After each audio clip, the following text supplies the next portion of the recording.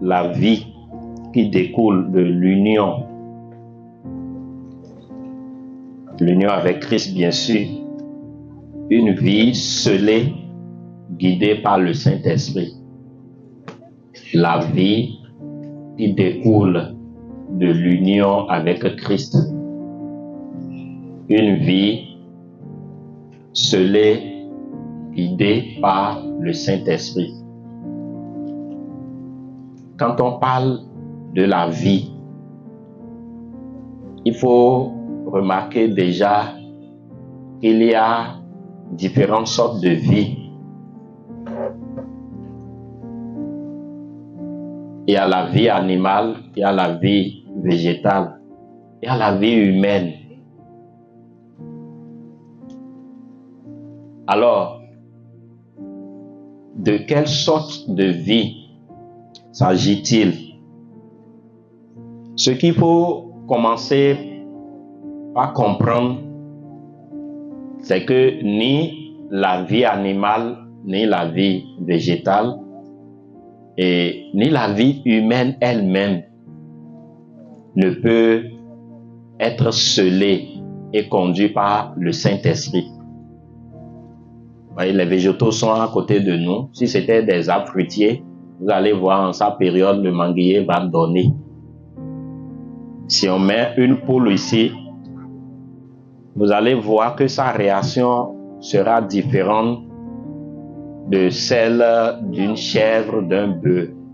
Même dans la catégorie des animaux, leur réaction diffère. Alors, la vie dont il est question, c'est la vie même de Dieu.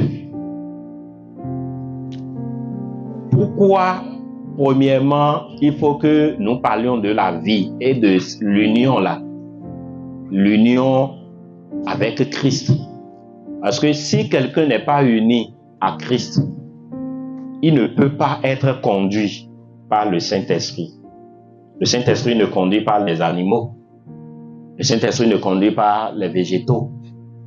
Et même certains humains ne sont pas conduits par le Saint-Esprit. Tous les hommes sont nés avec une vie. Et c'est la vie de péché. C'est ça qu'on appelle la vie humaine.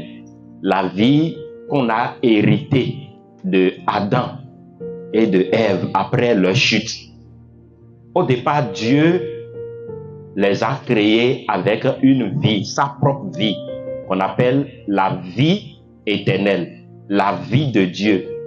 Dieu a fait l'homme à partir de la poussière de la terre, dans Genèse chapitre 2, quand vous lisez le verset 7. Et Dieu a soufflé, Dieu a mis dans l'homme un souffle de vie. C'est sa vie même, la vie même qui est en Dieu là. C'est cette vie qui est entrée dans l'homme.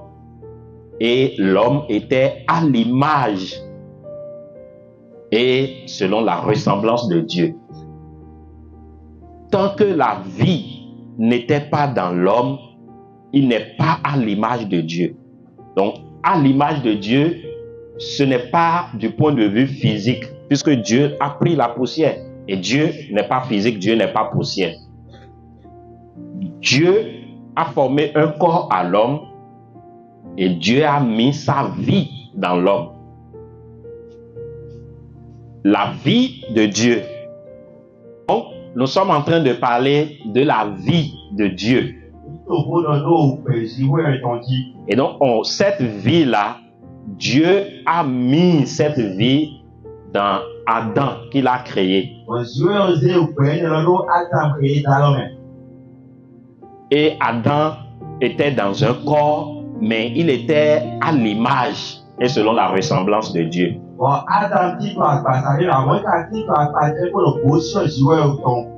Pourquoi on a dit qu'il était à l'image et à la ressemblance de Dieu? C'est à cause de la vie de Dieu qui est en lui. Cette vie qui était en Adam fait que Adam peut faire les choses exactement comme Dieu. il pouvait réfléchir comme Dieu pouvait réfléchir. Il pouvait agir exactement comme Dieu agissait. C'est cette vie-là qui fait que Adam était en relation parfaite avec Dieu. Mais quelque chose s'est passé et cette vie-là a quitté Adam. Et désormais, Adam n'est plus à l'image et selon la ressemblance de Dieu. Dans Genèse chapitre 3, la Bible nous a dit que Dieu a demandé à Adam de ne pas manger. Genèse chapitre 2, verset 17, Dieu a dit de tous les fruits là, des arbres qui sont dans le jardin, il ne faut pas toucher à ceci, il ne faut pas manger.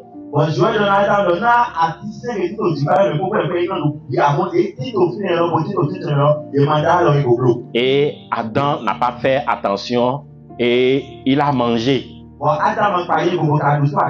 Par l'entremise de sa femme Ève, bien sûr. Dieu lui a dit, le jour où tu vas manger là, ce jour-là, tu vas mourir. Et dans d'autres versions, Dieu a dit, tu vas mourir certainement. Et donc, quand Adam a mangé dans Genèse chapitre 3, on a vu qu'il était encore debout. Il allait, il venait. Mais Dieu a dit qu'il est déjà mort. Il est mort pourquoi? Parce que ce qui fait la vie en lui là a déjà quitté. Et donc quand la vie quitte quelqu'un, on dit que cette personne est morte. Donc Adam et Ève étaient morts. Quoique il vivait, il bougeait, il allait. Ils n'avaient pas la vie en eux. Et donc, il y a une autre chose qui est entrée en eux. Ce qui fait qu'ils pouvaient manger, ils pouvaient procréer, ils pouvaient faire des activités. C'est ça qu'on appelle la vie humaine.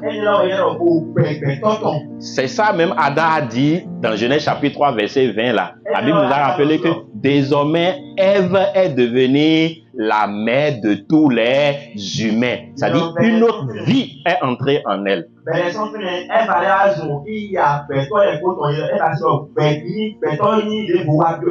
Et donc cette vie, quand elle est en quelqu'un, cette personne peut aller à l'école. Elle peut être très intelligente. Elle peut aller à l'école de dimanche. Et elle va étudier tout l'école de dimanche, passer au catéchisme, faire communion, tout ça là, et continuer dans l'église.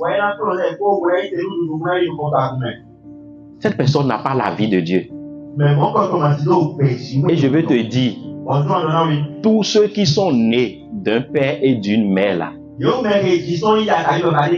même si ton papa est pasteur, ta maman pasteur, et tu es né à l'église même, tu n'es pas né avec la vie de Dieu. Tu es né avec la vie humaine, la vie de Adam là. Cette vie-là, c'est un héritage. Donc, quand on est comme ça, on a cette vie-là. Et c'est une vie de péché. Et cette vie a fait que l'homme est séparé de Dieu. Depuis que la vie là a quitté Adam et Ève, il n'a plus de relation entre eux. Quand Dieu est venu, ou bien Adam et Ève ont entendu la voix de Dieu dans le jardin d'Éden, après avoir mangé le fruit de l'arbre là, ils sont allés se cacher. Or, avant, ils ne se cachaient pas à Dieu. Ça veut dire que ce qui est en eux maintenant est différent de ce qui est dans Dieu. Ce n'est plus la vie de Dieu.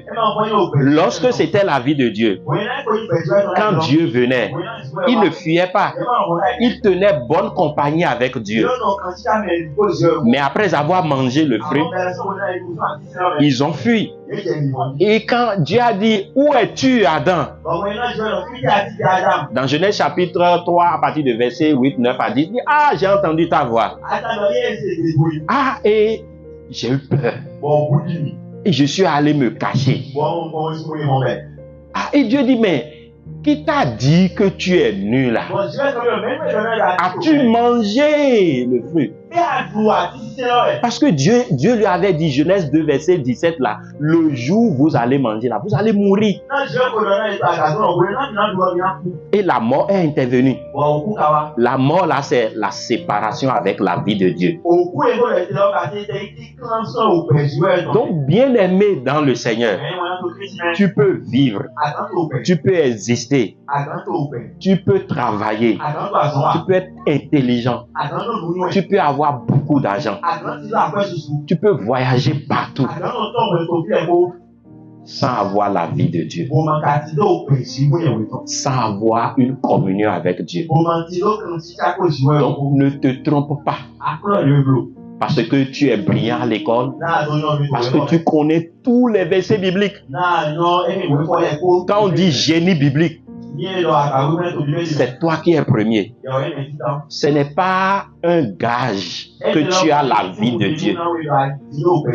Tu peux bien avoir la vie humaine là, éplucher la Bible de Genèse jusqu'à Apocalypse.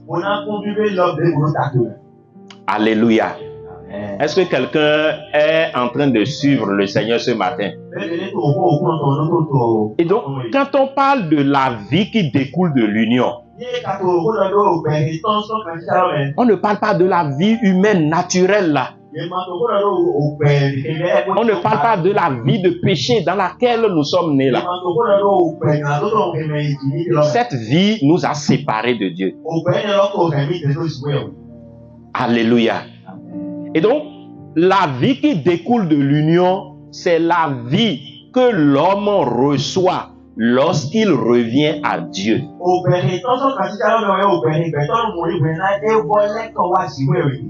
Et donc, c'est pourquoi, dans le premier point de notre message, on va rappeler comment on revient dans l'union avec Christ. Parce que tant que quelqu'un n'est pas dans l'union avec Christ, il ne peut pas avoir la vie là. Et donc, on ne peut pas espérer qu'il soit guidé par le Saint-Esprit. Si vous demandez à quelqu'un qui n'a pas la vie de Dieu de faire les choses de Dieu, c'est comme vous demandez à un porc de ne pas aller dans la boue. Où est-ce qu'il aime? Même si vous prenez le porc là, vous le lavez correctement et vous lui dites, hey, tu as vu, je viens de te laver. Il ne faut pas aller dans la boue là. Quand tu es en train de parler là, il va faire comme ça. Tu le laisses. Où est-ce qu'il va aller? Dans la boue. C'est sa nature. C'est sa nature. C'est la même chose avec l'homme qui n'a pas la vie de Dieu. Tu ne peux pas lui dire de ne pas pécher. Non, tant que la vie humaine est en lui, il faut lui dire ça c'est péché. On ne fait pas ça. On ne vole pas. On ne ment pas. Il va dire oui, j'ai compris. Tu quittes là. Exactement, il va faire. Il va même pleurer pour dire si je fais ça encore, il faut me tuer. Pardon, il faut me couper les mains. À la prochaine occasion, il va encore tomber dans le péché. Pourquoi? Parce que c'est la vie qui est en lui. Alors comment Dieu a fait pour que l'homme soit débarrassé de cette vie? Beaucoup se trompent, pensant que quand ils ont fait un séjour dans le milieu religieux, Et ils vont à l'église, ils chantent bien à l'école de dimanche, ils répondent bien aux questions. Et donc cela suffit pour que cette vie humaine les quitte. Non, c'est une expérience que chacun doit faire personnellement. Et tant que tu n'as pas fait cette expérience, la vie humaine là ne peut pas te quitter. C'est-à-dire la nature de péché ne peut pas quitter. C'est pourquoi la Bible a dit 2 Corinthiens chapitre 5 verset 17.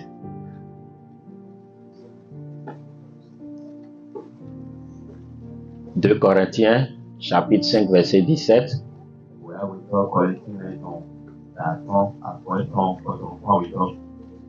Si quelqu'un est en Christ, il est une nouvelle créature.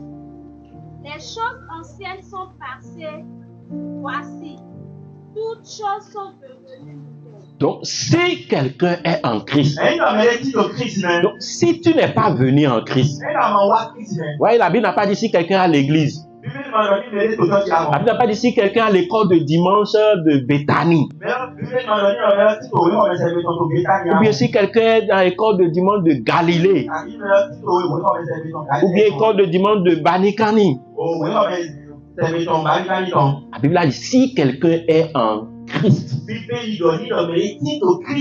c'est lui-là qui est une nouvelle créature.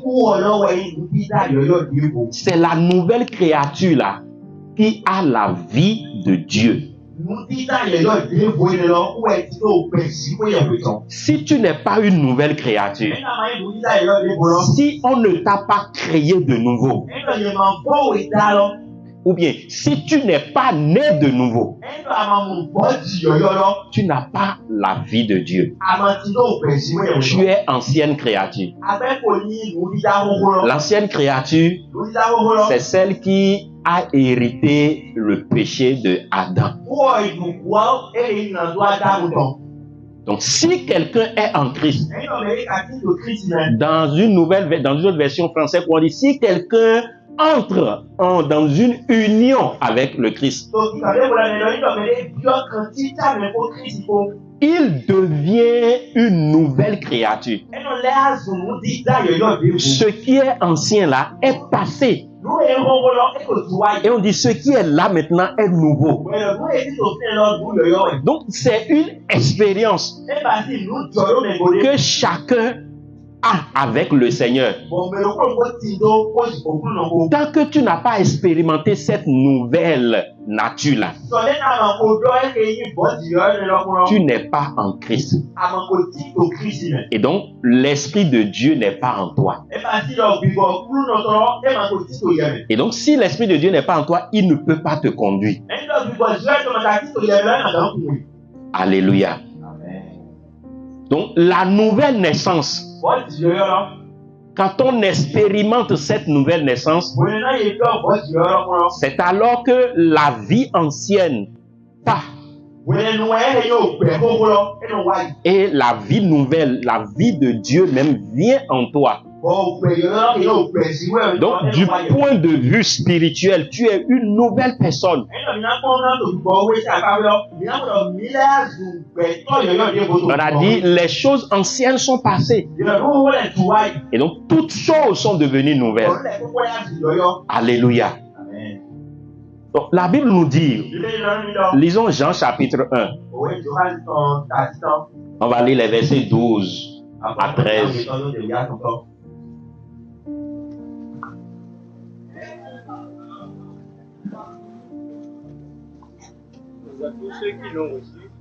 Mais à tous ceux qui l'ont reçu,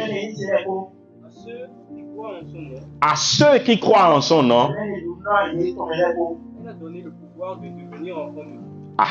elle a donné le pouvoir de devenir enfant de Dieu. Lesquels sont nés, non du sang, ni de la volonté de la chair, ni de la volonté de l'homme, mais de Dieu. Donc, lesquels sont nés, non du sang, de la chair, mais de la volonté de Dieu. Dans la version française courante, dit c'est Dieu qui leur a donné la vie. Mais pour recevoir cette vie-là, la Bible nous dit il faut quoi? Ceux qui l'ont reçu, ceux qui croient en son nom, il faut recevoir qui? Il faut croire en qui pour avoir cette nouvelle vie-là. Ce n'est pas parce que tu es allé, tu as fait communion que tu as cette nouvelle vie-là. Ce n'est pas parce qu'on t'a fait baptême que tu as cette nouvelle vie-là. Quand tu as reçu, quand tu as cru à Christ et tu l'as reçu, il te donne le pouvoir de devenir enfant de Dieu. Donc, pour avoir la nouvelle vie là, c'est chacun qui va décider. C'est chacun qui expérimente ça.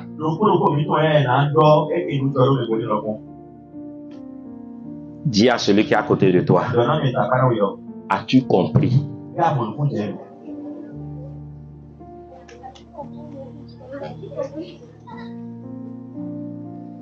Parce que si tu ne comprends pas la vie que tu as, tu vas te tromper. Quand on sera en train de parler de être conduit par le Saint-Esprit,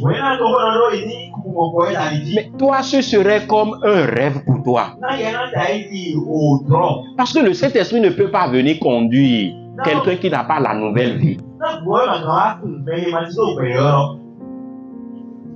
Pour expérimenter cette nouvelle naissance, ce que tu dois savoir, c'est de savoir que toi là, tu es né avec l'ancienne nature. Et cette nature-là t'a séparé de Dieu. Malgré que tu viennes à l'église, devant Dieu là, tu es mort spirituellement. Parce que tu n'as pas la vie de Dieu. Et il faut qu'un jour, comme ce jour-là, que tu vas comprendre que en réalité cette vie qui est en toi là, pour que Dieu puisse l'enlever et te donner sa vie, Dieu a envoyé Jésus-Christ. Et Jésus est venu dans un corps comme notre corps. Mais en lui, Jésus, il n'avait pas la vie de péché là. C'est la vie de Dieu qui est en lui. Et Dieu veut nous donner la vie qui est en Jésus là. Mais nous avons la vie de Adam, la vie de péché. Alors qu'est-ce que Dieu a fait? Dieu a permis que Jésus, il prenne cette vie-là en lui et il est allé à la croix.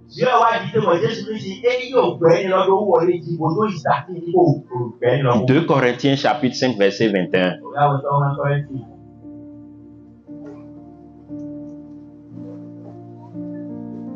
« 2 Corinthiens 5, 21. Celui qui n'a point connu le péché, il a fait devenir péché pour nous. Oui. Afin que nous devenions en lui. Celui qui n'a point connu le péché. Qui a la version parole de vie? Le Christ était sans péché.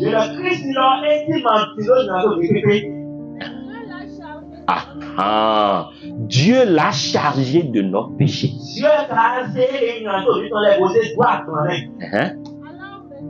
Alors maintenant, par le Christ, Dieu nous a rendus justes. Donc, le péché qui est en nous là, avec lequel on est né, laisse-moi te dire, il n'y a personne sur la terre qui soit né sans la nature de péché. Tout le monde est né avec. Tu vas dire non, il est bébé. Même depuis le ventre de sa maman là, le péché était en lui là-bas.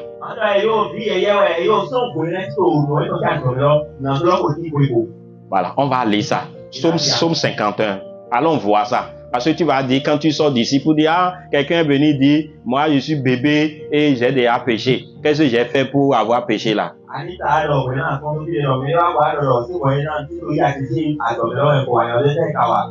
Je n'ai jamais volé, non? Et je suis péché. Psaume 51, le verset 7.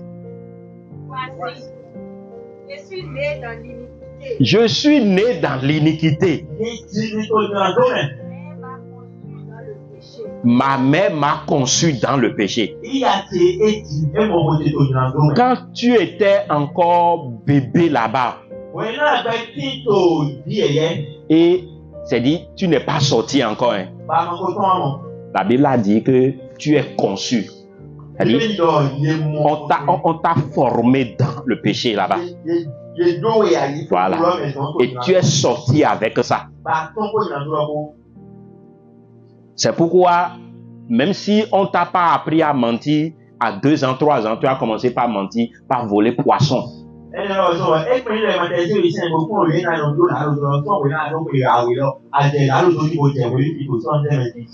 Et ça a étonné les parents. Ils disent, est-ce que tu as vu, nous on a fait ça ici une fois. On n'a pas besoin de t'apprendre ça. Tu es né avec ça. Et donc, cette nature avec laquelle on est né là, Dieu a dit un jour, Jésus, tu vas prendre cette nature-là et tu iras à la croix et on va te crucifier avec cette nature. Tu vas mourir, bien sûr. 3e jour, je vais te ressusciter. Et tous ceux qui vont croire que tu es mort avec leur nature de péché là, c'est à eux je vais donner la vie nouvelle. C'est pourquoi Jean 1 qu'on a lui a dit, mais à ceux qui l'ont reçu, à ceux qui ont cru en son nom, elle, c'est-à-dire la parole, leur a donné le pouvoir de devenir enfant de Dieu. Je veux que, en quittant ici, que tu expérimentes ça. Si tu n'avais pas expérimenté ça, il faut que cela se passe avec toi. Tu dois, en te regardant pour dire, oui Seigneur, moi-même là, je sais que la nature de péché est encore en moi parce que ça me conduit dans des choses. On n'a pas eu le temps, sinon on va voir les choses dans lesquelles la nature de péché, si elle est en quelqu'un, les choses dans lesquelles elle conduit la personne.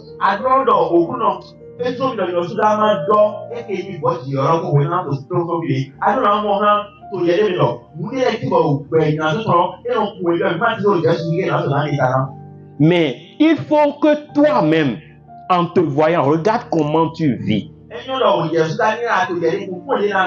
Regarde comment tu parles. Regarde les actions que tu mènes. Combien de fois tu n'as pas dit à la maison, non, franchement, papa, je suis désolé, je ne vais plus faire ça. Mais au jour le jour, tu tombes dedans. Combien de fois? Et quand tu finis, tu dis, mais qu'est-ce qui m'a amené à faire ça même? Tu dis, oh, je veux même mourir, je ne veux plus continuer. Si telle est ta vie, tu as besoin de la nouvelle vie. Parce que quand l'ancienne vie est là, elle te rend esclave du péché. Tu ne peux pas faire les choses que tu veux, mais tu fais les choses que tu ne veux pas. Même si tu sais que ça là, ce n'est pas bon. Tu n'as pas la force de ne pas faire ce qui est mauvais, ce qui est bon. C'est ce qui est mauvais que tu fais toujours. C'est un signe clair que l'ancienne vie est encore là. Alors, si ce matin, tu veux avoir la nouvelle vie, toi qui es en train de remarquer que tu es toujours esclave du mensonge, tu es esclave de la fornication, tu es esclave du vol, c'est le moment de regarder à toi pour que le Seigneur t'aide. Cela prouve que l'ancienne vie est là. Et tant qu'elle est là, tu n'es pas en union avec Jésus. Et le Saint-Esprit ne pourra pas te conduire. Avant qu'on ne continue, comme le Seigneur est en train de me mettre à cœur, tu vas te tenir sur tes pieds. Nous allons vraiment exposer notre cœur au Seigneur. Regarde toi-même ta vie. As-tu la vie nouvelle ou la vie ancienne? Regarde bien comment tu fais les choses. Ne regarde pas celui qui est à côté de toi. Le Seigneur veut t'aider. Le Seigneur veut que tu expérimentes. Il veut que tu expérimentes cette nouvelle vie-là. Et c'est en ces circonstances seulement que ça peut se passer. Regarde ta vie. Prends une minute pour regarder ce que tu fais chaque jour. Toi-même, regarde comment tu es toujours esclave du péché. Ce que tu dis que tu ne veux pas faire là, avant que la nuit ne tombe, tu fais ça. Je ne vais pas mentir aujourd'hui. Et tu mens. Et tu pleures encore. Demain, tu recommences. Regarde à toi. Si telle est ta condition, tu as besoin de la nouvelle vie. Et c'est pour toi que Jésus est allé à la croix. Jésus, en allant à la croix, il a pris cette nature-là qui te fatigue. Cette nature de péché qui te pousse dans le mensonge. Et les parents ne savent même pas ce que tu fais. Quand tu es à la maison, tu es exemplaire. Mais quand tu sors, tu es métamorphosé. Non, tu es esclave. La nature de péché est là. Quand tu fais quelque chose et tu caches ça, parce que tu as peur d'amener ça à la lumière. La Bible a dit, tout ce que vous n'amenez pas ça à la lumière appartient aux ténèbres. Tu as des secrets. Tu ne peux pas exposer ça. Non, le péché te domine encore. Ce que tu vas faire ce matin, premièrement, après avoir reconnu que tu es dans cette nature-là, tu vas te repentir. Tu vas prendre la décision en toi pour dire, je vais arrêter ça. C'est vrai, tu vas me dire, mais tu n'as pas la force. Ce n'est pas grave. C'est pour ça que Jésus est allé à la croix. La Bible a dit, celui qui n'a jamais connu le péché, Dieu l'a fait devenir péché pour que toi, tu obtiennes la justice de Dieu. Est-ce que tu veux déposer tout ça là? Maintenant, commence par parler dans ton cœur. Reconnais, dis, Seigneur Jésus, c'est de moi il s'agit. Personne ne te connaît. Hein? C'est toi-même qui t'avoue maintenant. Dis, Seigneur, c'est de ma vie qu'on parle actuellement. Moi-même, je sais que le péché me domine. J'ai fait tous les efforts possibles. Je n'ai pas abouti. Mais je suis venu encore dans cette retraite. Et ce matin, Je veux saisir la main tendue de Dieu. C'est pourquoi je t'ouvre mon cœur. Et elle commence par lui parler. Dis-lui les choses que toi-même tu reconnais que tu fais et qui te fatiguent. Dis. Si tu es dans la masturbation, dis Seigneur, je suis dedans. Si tu es dans le vol, dis oui, voilà ma vie, Seigneur. Et tu vas dire, mais ce matin, j'ai décidé de ne plus être esclave du péché. C'est pourquoi Jésus, toi qui es mort à cause de mes péchés, et tu es ressuscité le 3e jour, je viens à toi, car je crois que c'est mes péchés-là que tu as portés en toi. Et tu es allé à la croix et on t'a crucifié. Et tu es mort, on t'a enseveli. Mais Dieu t'a ressuscité le 3e jour. Je crois en ça. Et tu as dit ce matin, si quelqu'un te reçoit, si quelqu'un croit en toi, Dieu va lui donner la nouvelle vie. Ce matin, je crois et je te reçois comme mon Seigneur et mon Sauveur. Jésus, viens en moi. Viens entrer dans ma vie. Je te livre mon cœur.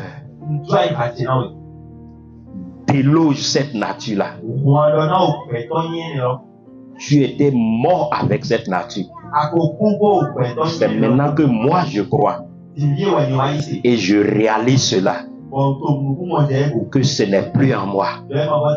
Parce que tu l'as déjà crucifié à la croix. Désormais, c'est toi, Jésus, qui est en moi. Et tu fais ton trône en moi. Ton royaume est en moi.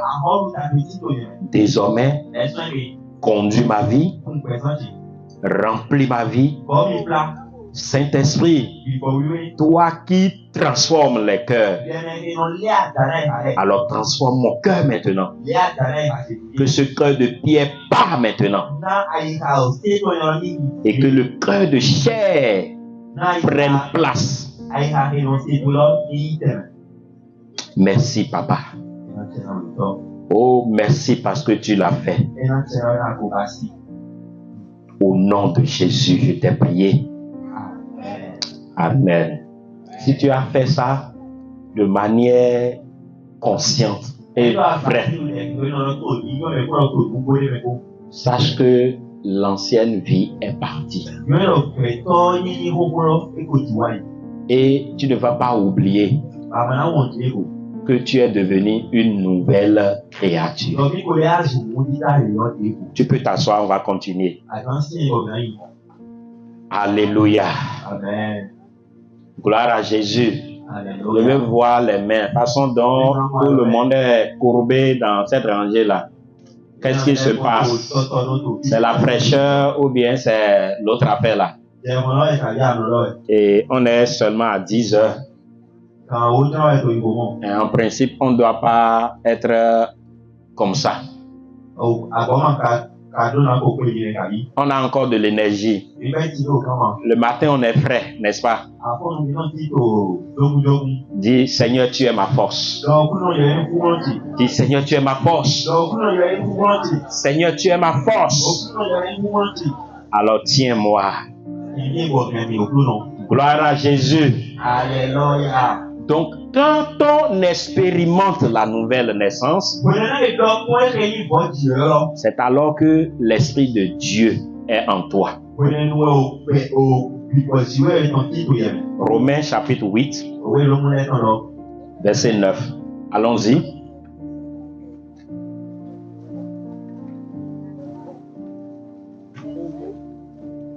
Vous ne vivez pas selon la chair, Oui, il semble que le micro-baladeur va venir ici.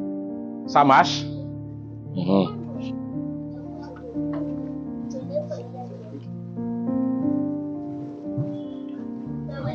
Pour vous, vous ne vivez pas selon la chair, mais selon l'esprit. Si du moins, l'esprit de Dieu habite en vous. Si quelqu'un n'a pas l'esprit de Christ, il ne lui appartient pas. Pour vous, reprends la lecture. Pour vous, Oui. vous ne vivez pas selon la chair. Vous ne vivez pas selon la chair, Mais selon l'esprit. mais selon l'esprit. Si du moins, Il y a une condition. Si du moins. l'esprit de Dieu habite en vous. Alors, si l'esprit de Dieu habite en vous, vous êtes supposé ne pas vivre selon la chair. C'est ce que Paul est en train de dire aux Romains. En réalité, si l'esprit de Dieu habite en quelqu'un, cette personne-là, elle ne doit pas vivre selon la chair. Elle est supposée vivre selon cet esprit qui est en elle. Oui, la suite dit quoi? Si quelqu'un n'a pas l'esprit de Christ, il ne lui appartient pas. Alors, lisons la version parole de vie. Passez-lui le micro, s'il vous plaît. Or, vous ne suivez plus ses désirs, vous suivez l'Esprit de Dieu parce qu'il habite en vous. Vous ne suivez plus ses désirs, c'est-à-dire de la nature humaine, là, la chair, là, les désirs. Vous ne suivez plus ça.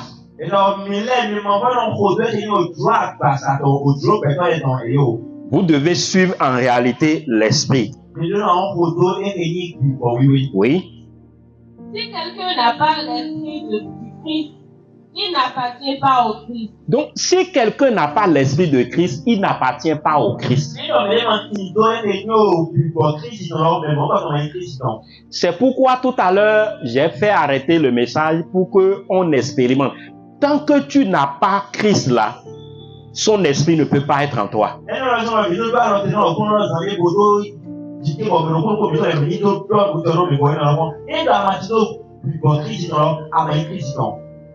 Oui. Mais le Christ est en vous. Bien sûr, votre corps va mourir à cause du péché. Ok, laisse le reste là, on va revenir sur ça.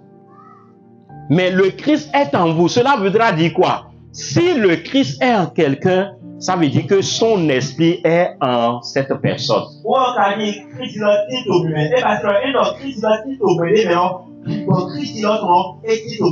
Et alors, qu'est-ce qu'on attend de lui si l'esprit de Christ est en lui? On attend qu'il se laisse conduire par cet esprit-là. Donc, c'est étonnant de voir quelqu'un dans lequel il y a l'esprit de Christ de ne pas se laisser conduire par cet esprit.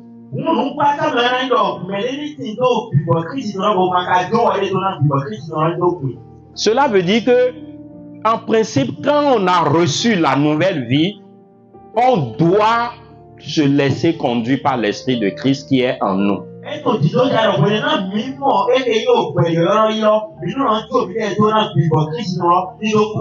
Donc, si je ne me laisse pas conduire par l'esprit, au fait, je ne suis pas en train de vivre comme il faut.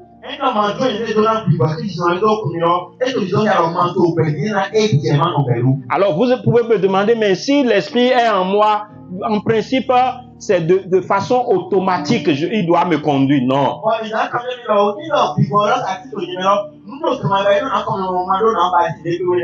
Oui, en réalité, c'est comme ça devait être. Mais on est resté longtemps dans l'autre nature. Et cette nature a façonné en nous les manières automatiques de vivre.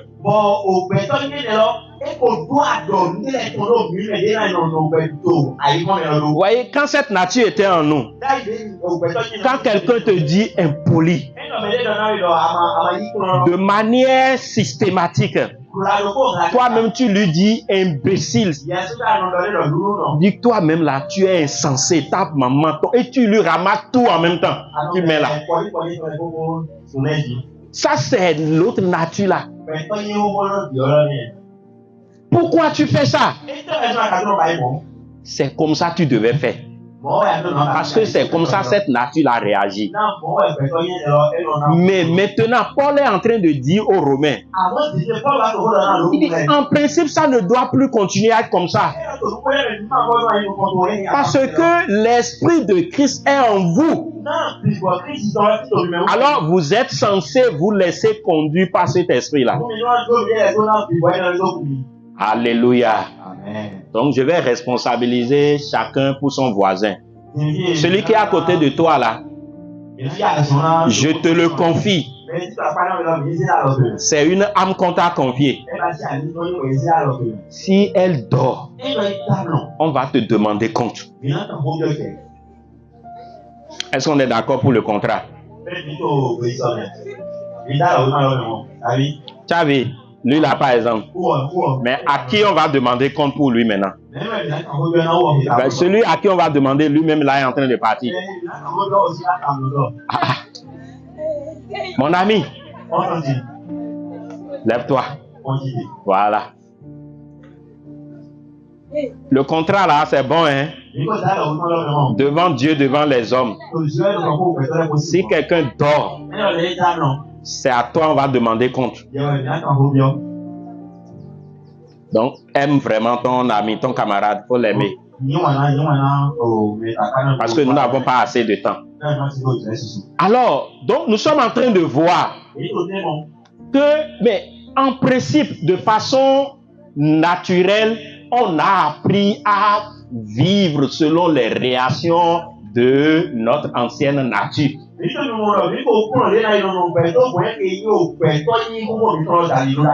Et donc, quand on a reçu maintenant Christ, c'est compliqué pour nous. Parfois, tu agis comme tu avais l'habitude d'agir. Et automatiquement, le Saint-Esprit qui est en toi te dit, tu ne dois plus faire ça.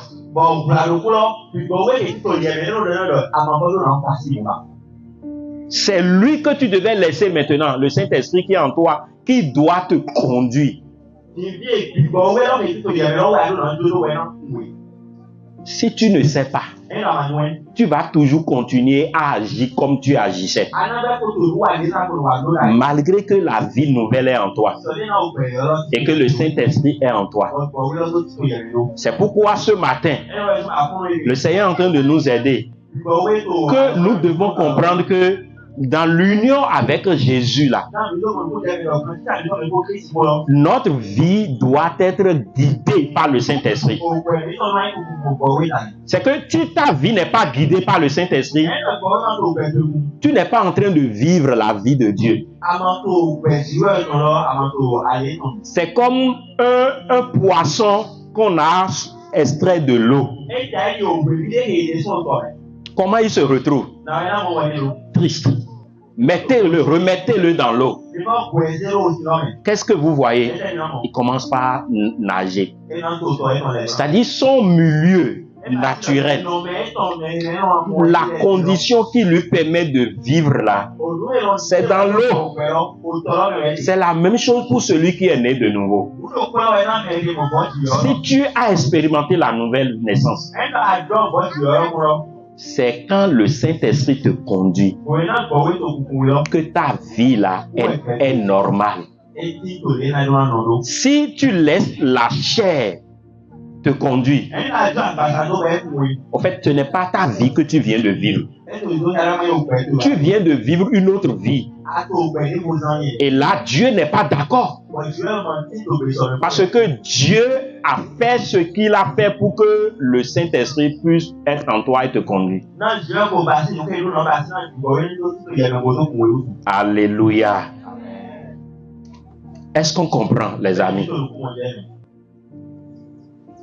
En union avec Jésus-Christ, une vie doit être guidée et conduite par le Saint-Esprit.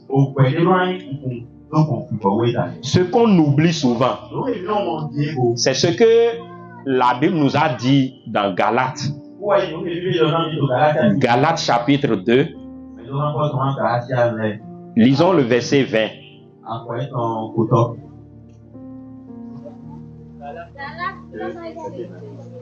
J'ai été crucifié avec Christ, et si je vis, ce n'est plus moi qui vis. C'est Christ qui vit en moi. Si je vis maintenant dans la chair, je vis dans la foi au Fils de Dieu, qui m'a aimé et qui s'est livré lui-même pour moi. Alors, donc, ce que chacun doit se rappeler tout le temps, Paul dit aux Galates qu'il a été crucifié avec Christ. Et en même temps, il dit, si je vis maintenant. Ah, ça veut dire qu'il y a un problème.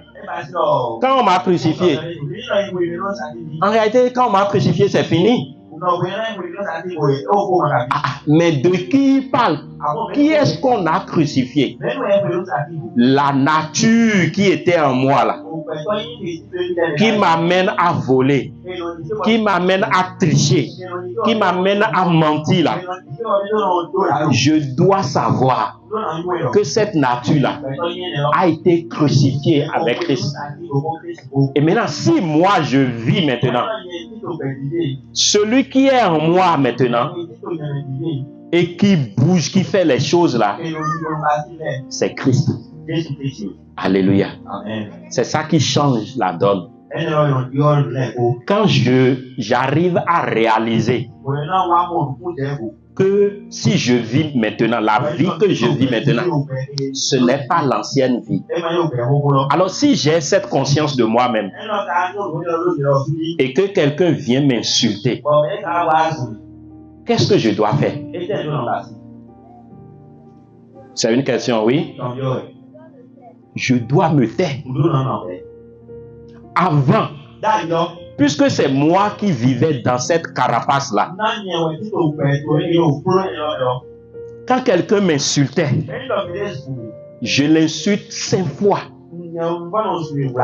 Ça, c'est le moins que je peux lui servir. Mais maintenant que j'ai pris conscience que moi qui faisais ça là, j'ai été crucifié avec Christ. Et c'est Christ qui vit en moi. Alors si on insulte Christ, qu'est-ce que Christ va faire? Christ ne va pas réagir. C'est alors que je ne réagis pas. Et c'est là que ce verset-là se réalise en moi. Il dit, la vie que je vis maintenant, je la vis dans la foi. Lisez ça dans Parole de vie. Galates là. Le Seigneur va nous aider. Avec le Christ, je suis mort sur la foi. Pardonnez au micro là, il faut donner à ceux qui lisent. Avec le Christ, je suis mort sur la croix. Je vis, mais ce n'est plus moi qui vis. C'est le Christ qui vit en moi. Donc je vis, je marche actuellement. Je vais me laver, je vais acheter bouillie. Maintenant, qui fait tout ça là? C'est le Christ qui fait ça en moi. Mon frère, ma soeur, n'oublie pas. Si tu oublies, tu ne peux pas vivre la vie. Tu ne peux pas être conduit par l'esprit. Tout le monde va voir que tu es né de nouveau, hein? Mais tu vas toujours vivre comme l'ancienne nature là-bas. Donc tu dois savoir que dans ce corps, cette carapace-là, ce n'est plus moi. C'est Christ qui est en moi. Donc Christ veut parler à travers ma bouche. Christ veut regarder. Est-ce que Christ va regarder les images impures? Non. Est-ce que Christ va aller là où Dieu ne veut pas? Non. Donc c'est Christ qui est en moi. C'est Christ qui veut parler par ma bouche. C'est Christ qui veut regarder au travers de mes yeux. C'est Christ qui veut faire ami maintenant. Est-ce que Christ va faire ami avec les gens qui n'ont pas la même vie? C'est là où tout change, bien aimé. Poursuis la lecture, fini là. Maintenant, je la vis en croyant au Fils de Dieu. A dit, ça veut dire humainement là, c'est quoi? La vie humaine là, c'est quoi? C'est cet ensemble là. Tout ce que je fais au quotidien, manger, jouer, tout ça là, je la vis. Parce que je suis encore sur la terre, je fais exactement les choses que les gens font. Je vais au marché, je vais au basket, je vais tout ce que je fais là. Je fais ça maintenant dans quelle pensée? La vie humaine, je la vis en croyant au Fils de Dieu.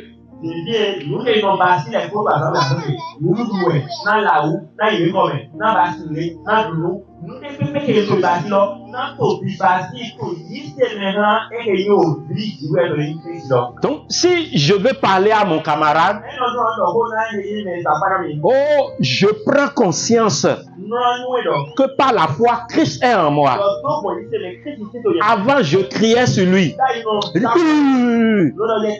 Mais maintenant, parce que je crois que Christ est en moi, je vais lui parler avec douceur.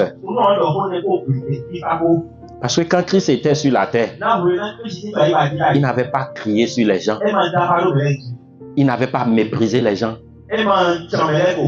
C'est là où je suis en train de me laisser conduire par l'Esprit. Alléluia. Amen. Romains chapitre 6, verset 6. On va commencer à partir de verset 6. Sachant que notre vieil homme a été crucifié avec lui, afin que le corps du péché soit détruit. Allons-y doucement. Sachant. Notre vieil homme, ça veut dire la personne que nous étions avant là.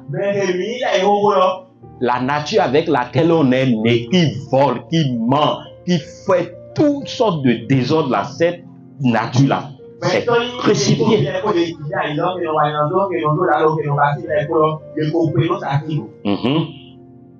Afin que le corps du péché fût détruit. Pour que nous ne soyons plus esclaves du péché. Voilà. Avant là, nous étions esclaves du péché. Pourquoi on dit que quelqu'un est esclave? Quand il n'arrive pas à faire sa volonté. En fait, ce qu'il veut faire là, il n'arrive pas à faire. Un esclave est sous ordre. C'est son maître qui le domine. C'est la volonté de son maître, il fait. Il n'a pas de volonté, l'esclave. Avant là, c'était comme ça pour nous. J'ai vu, on a frit fromage. Et on vient de frire ça. Et ça sent très bien. Et on me confie ça d'aller déposer.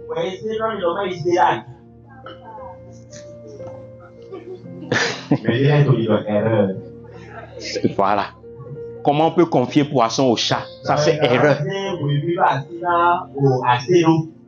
Et puisque c'était la nature là qui me dominait, avant d'aller déposer ça dans garde-manger là-bas, j'ai envoyé 2 tranches déjà dans la bouche. Et tellement je suis rapide, j'ai avalé même. Maintenant, j'ai expérimenté la nouvelle vie. Et on fait frire encore les fromages. Et on m'a confié encore ça. Qu'est-ce qui va se passer? Oui, les amis, qu'est-ce qui va se passer? est-ce que je n'aurais pas envie de manger? Si tu dis non, tu as menti. Tu auras toujours envie de manger. Parce que tu as tous les sens. Tu es en train d'inhaler l'odeur de fromage bien. C'est pas parce que tu es né de nouveau que tu n'as plus les 5 sens là. Mais quelque chose a changé en toi. Ce qui te poussait à voler fromage là, Paul dit que c'est crucifié avec Christ à la croix. Donc j'ai plat de fromage là. Et ça sent bien. Et j'ai encore faim. Mais je prends conscience que ce qui me pousse à voler, à prendre ça pour manger là, n'est plus en moi. Qu'est-ce qui va se passer? Je prends le plat là et je le dépose et je ferme. Je me retourne. Qu'est-ce que je viens de faire? Je viens de me laisser conduire par l'esprit. Parce que la chair a déjà réclamé. Toi, tu sais, quand tu vois fromage, tu manges toujours. Prends, c'est comme ça que tu fais. Mais par ce verset-là, je reconnais, je prends conscience, sachant que ma vieille nature, là, le vieil homme, là, a été crucifié avec Christ.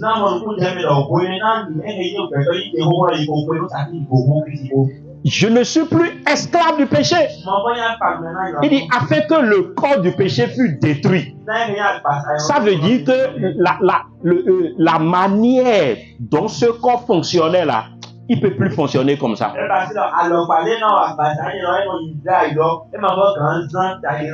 Et moi, je ne suis plus esclave du péché. Et j'expliquais l'esclave. Esclave là, avant là, il me pousse pour dire, prends Warangashi. Et je prends ça.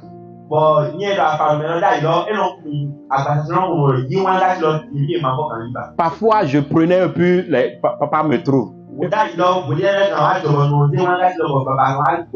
Et ça fait honte. Ah, donc toi-même, tu voles dans cette maison. Et je promets, je ne vais pas faire. Mais tant que l'esclave, là, moi je suis son esclave et lui, il est mon maître, la nature, là, il m'amène toujours à faire ça. Mais Paul nous dit, sachant que notre vieil homme a été crucifié afin que le corps du péché fût détruit pour que nous ne soyons plus esclaves du péché. Alors continue le verset 7. Celui qui est mort est libre du péché. Celui qui est mort est libre du péché. Vous voyez, quand on met un cadavre ici maintenant, et quand il était vivant, il aime voler l'argent. Maintenant, il est mort. On l'a enterré là. Maintenant, on met des liasses de billets là, on dépose ça. Est-ce qu'il va prendre ça? Pourquoi il ne va pas prendre? Il est mort. Donc, la Bible dit, celui qui est mort, il est libre du péché. Le péché va venir, et puis taper pour prendre. Il ne va pas réagir. Pourquoi? Parce qu'il est déjà mort. Si nous ne comprenons pas ces choses-là, il nous sera difficile de nous laisser conduire par l'esprit. Vous savez qu'on avait établi que quand on a la nouvelle vie, en principe, c'est l'esprit qui devait nous conduire. Mais il se fait que ce n'est pas toujours le cas. Et le Seigneur est en train de nous aider à voir pourquoi ce n'est pas toujours le cas. C'est le fait que nous ne réalisons pas que l'ancien là est déjà crucifié. Et nous nous laissons toujours conduire par ce qui n'est plus vivant. Alors, le verset 8 maintenant. Or, si nous sommes morts avec Christ, Oui, nous croyons que nous vivrons aussi avec lui. oui, Sachant que Christ ressuscité des morts ne meurt plus. La mort n'a plus de pouvoir sur lui, oui. car il est mort, et c'est pour le péché qu'il est mort qu'il croit en Christ. Il est revenu à la vie, et c'est pour Dieu qu'il vit. Mhm. Ainsi, C'est cette partie-là qu'il faut suivre maintenant. Ainsi, vous-même, vous-même,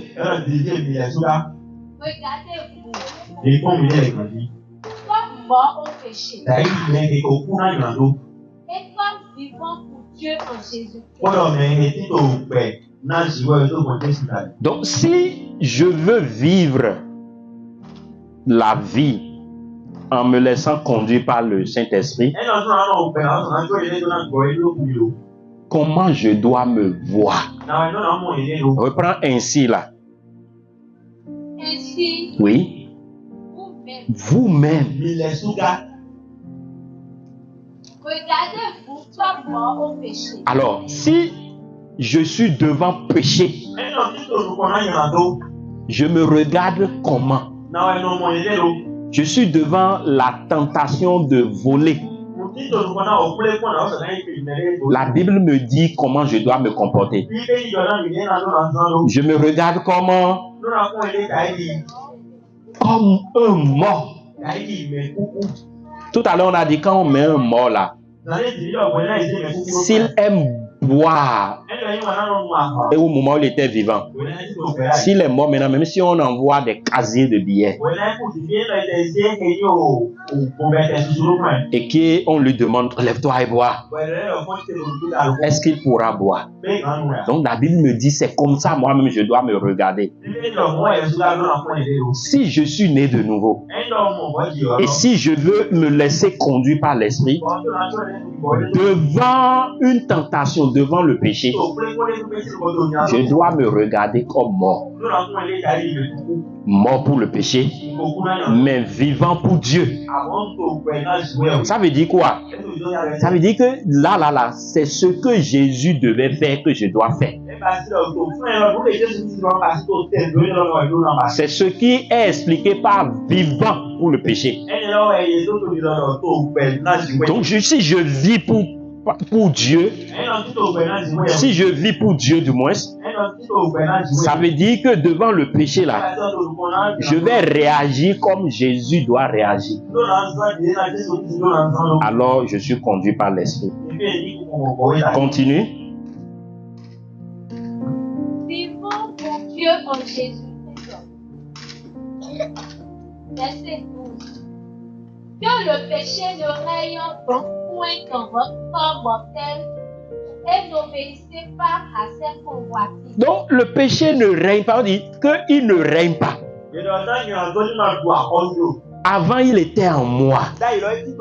Et c'est lui qui est la vieille nature là. Et c'est lui qui me conduisait. Maintenant il n'est plus là. Comment quelqu'un qui n'est plus en moi va régner encore en moi?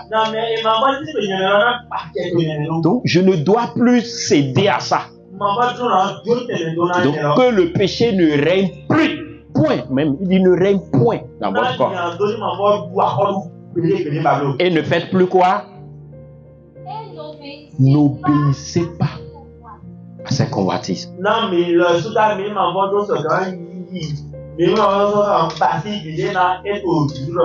Donc ces convoitises, c'est que il y a des attractions. Il ne faut pas obéir à ça. La suite, 13. Ne livrez pas vos mains au péché comme des instruments d'iniquité, mais donnez-vous vous-même à Dieu comme étant vivant de mort que vous étiez. Donc, on ne doit pas livrer nos membres Si je commence par mentir, qu'est-ce que je viens de faire? Je viens de livrer ma bouche au péché. Il n'est plus en moi. Par la foi, c'est Jésus qui vient en moi. Donc, si quelqu'un vient me proposer pour dire, attends, si maman me demande, il faut dire non, je suis rentré il y a longtemps et je dormais même. Et toi-même, tu sais que c'est mensonge. Si tu accèdes à ça, qu'est-ce que tu viens de faire? Tu viens de livrer ta bouche, ton membre au péché. La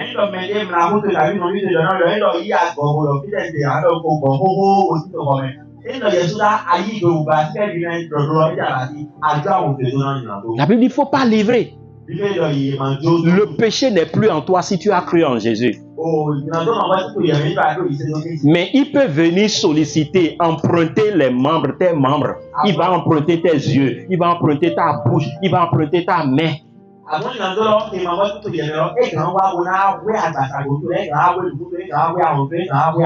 Donc il dit, ne livrez pas. Oui, continue. Sauf étant vivant de mort que vous étiez, et offrez à Dieu vos membres comme des instruments de justice. Alléluia. Est-ce que quelqu'un est en train de comprendre? Et tu es fatigué complètement. On va arrêter, non, n'est-ce pas? Oui. Les enfants sont toujours des enfants. Ils disent ce qu'ils pensent. On va se tenir de bon instant. Lève-toi. C'est parce que tu es resté longtemps assis. Tiens-toi debout.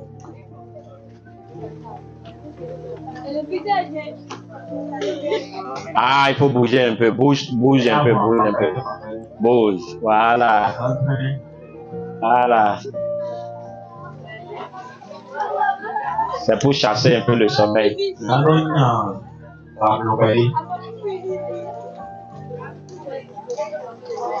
Lève tes deux mains en haut comme ça. Bénis le Seigneur, bénis le Seigneur, bénis le Seigneur. Seigneur, je te bénis, je vis encore. Et tu es en train de me parler de manière merveilleuse ce matin.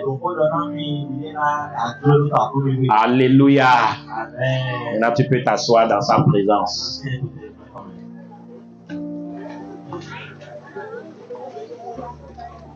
Donc, quand on prend conscience de qui on est, on peut se laisser conduire par l'esprit. Et je veux te dire, allô. On est déjà revenu de la récréation, donc suivons. Quand tu veux te laisser conduire par l'esprit, ça doit faire mal à ton corps, à ta chair.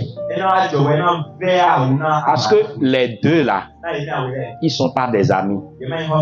Ils sont opposés. Et donc ce que nous devons savoir pour finir ce matin, c'est dans Galates chapitre 5, le verset 16. Galates 5, verset 16. Je dis donc, marchez selon l'esprit et vous n'accomplirez pas les désirs de la chair. Marchez selon l'esprit et vous n'accomplirez pas les désirs de la chair. Et la suite dit quoi? Car la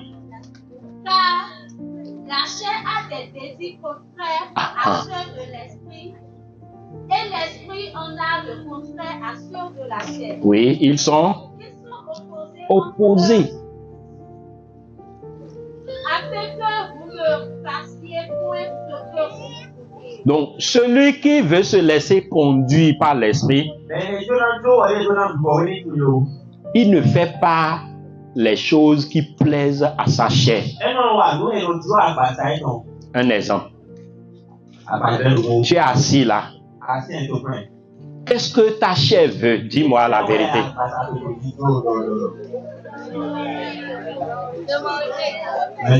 Manger.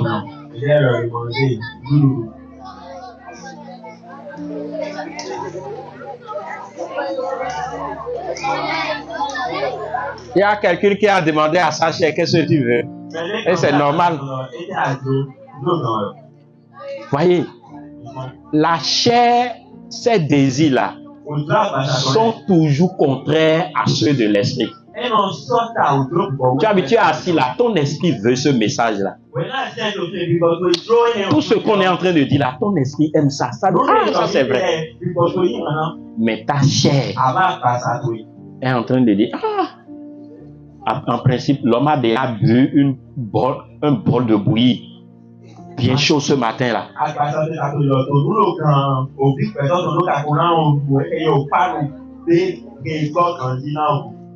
Avec doko et pâté mélangé.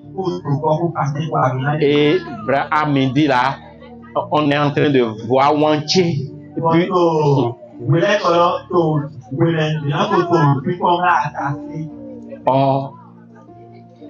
il n'y en a pas ça. Et donc, les deux, ce que ton corps veut et ce que ton esprit veut là, c'est toujours opposé. Alors, si tu veux te laisser conduire par l'esprit, il faut remarquer que ton corps va souffrir. Parce que tu ne vas pas lui donner les choses qu'il veut. Quelqu'un vient de t'insulter. Regarde comment ça fait mal. La personne dit, toi tu es trop bête, tu es stupide. Tu regardes ça, te brûle.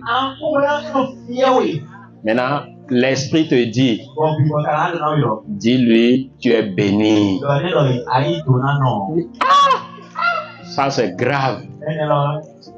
C'est très grave. Donc, si je veux me laisser conduire par l'esprit, je dois être d'accord que mon